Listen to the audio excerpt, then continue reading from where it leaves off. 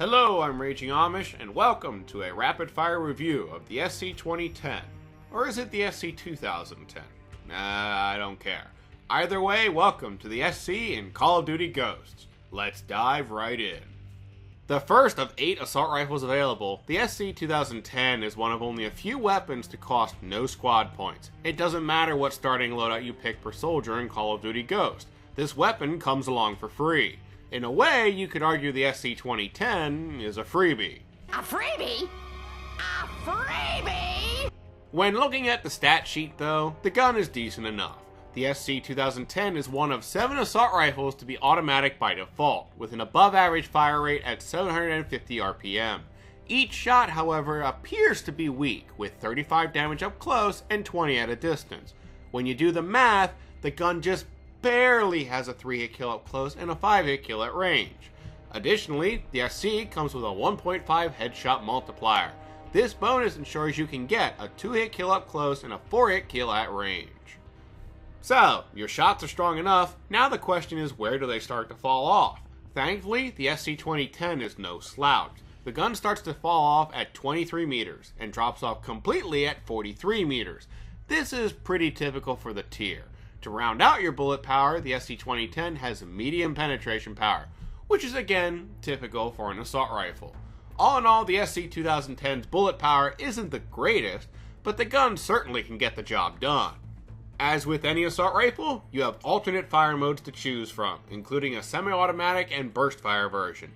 You're welcome to tinker with each fire mode. Most notably, you'll pick up a 50% damage boost with either attachment. But even with this, I still don't recommend either option.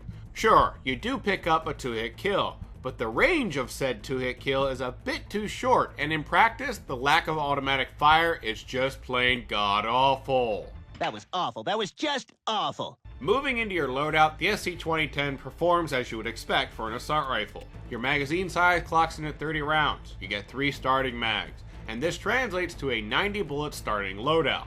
You can, however, carry up to 210 rounds by default. As for the weapon's pace, the SC2010 is fairly quick. By default, you move at 95% of the norm, and have typical assault rifle hipfire crosshairs, and an ADS speed of 300 milliseconds. As you would expect, the SC2010 is well-rounded enough to be lethal in any form of combat.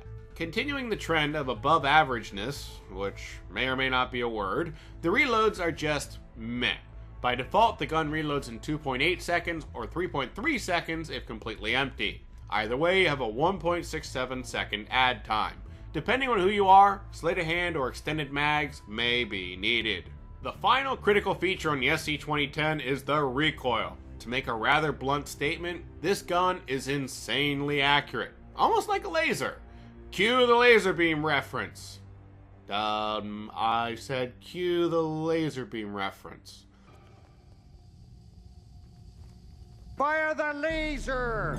This gun is insanely accurate for multiple reasons. First, the recoil profile is quite small, and as an added bonus, the profile is symmetric.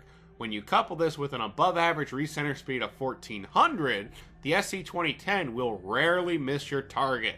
The only real downside when fighting recoil is the irons. The back sight is a bit obstructive, so I would highly advise using your sight of choice. Overall, the SC2010 is a really good all-purpose weapon with insane accuracy. The damage is decent, the recoil is low, and the capacity is decent enough. The gun plays a lot like the M4A1 from Modern Warfare 2, or the MTAR from Black Ops 2. When you're starting out your prestige, this gun will serve you well. That concludes this rapid-fire review. What should be next? Leave your request down below. Until next time, this is Raging Amish, checking out.